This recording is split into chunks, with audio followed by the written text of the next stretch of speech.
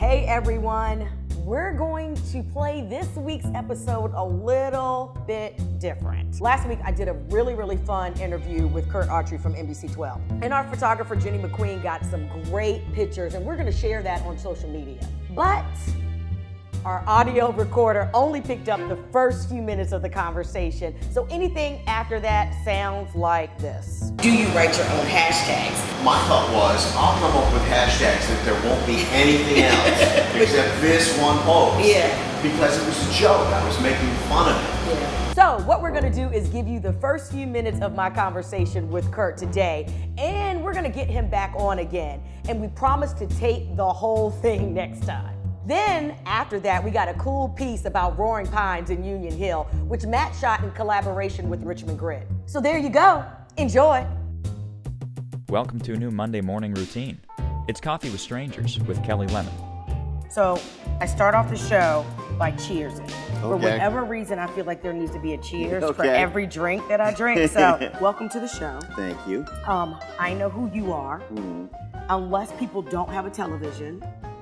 Or they don't live in Richmond and they're watching this online, they might not know who you are. So, can you tell us who you are and what you do in the city? I'm Curt Autry, and I anchor the news on Channel 12 at 5, 6, and 11 o'clock.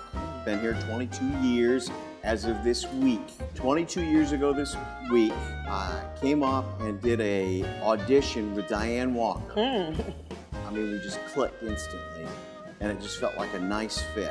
I was the weekend anchor at the #1 station in Raleigh. It was a good job. I didn't want to work weekends anymore, and I had a very young family at the time. Okay. Little babies at home, 3 of them. Well, where's home? Where are you originally from? Oklahoma. Oklahoma, okay. College? University of Oklahoma. Okay. Do you drink coffee? Yes. Okay. How do you drink your coffee? Black, no sugar.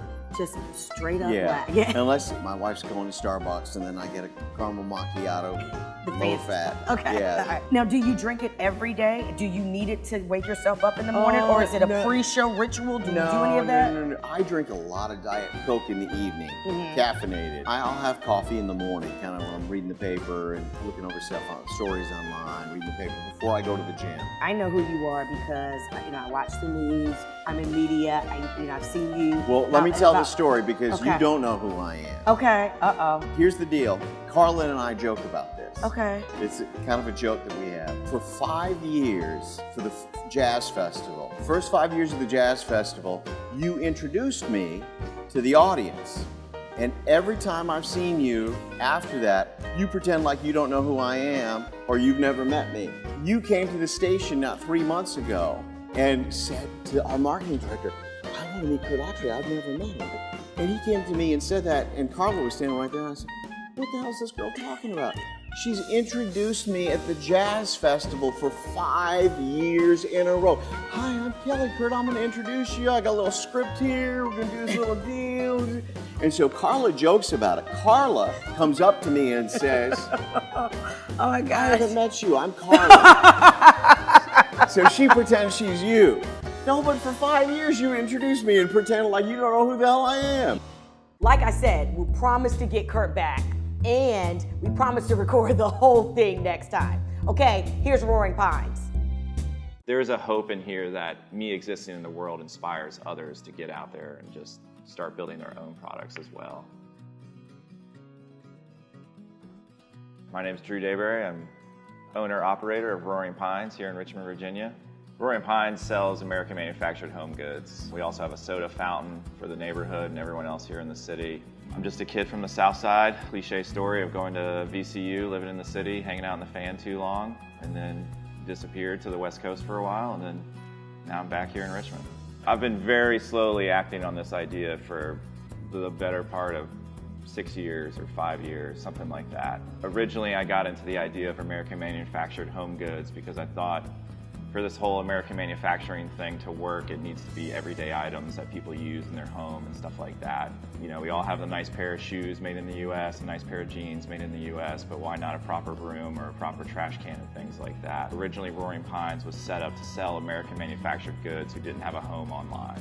The online site went well and then grew that into this brick and mortar space. And this building was built in the 1870s and started off as an apothecary. So this street has always had an apothecary soda fountain type place on it. And I wanted to have the classic general store, and there's no better neighborhood, I thought, in Richmond than Churchill.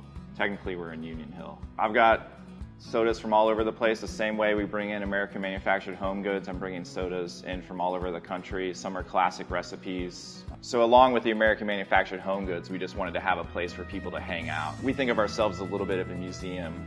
Next to every product, we tell where it's made, and we're collecting all the stories of these people. We've got a lot of people building stuff here in Richmond. We're an old manufacturing town. There's a lot of people fitting into spaces that have been vacant for a long time, kind of making their dreams come true.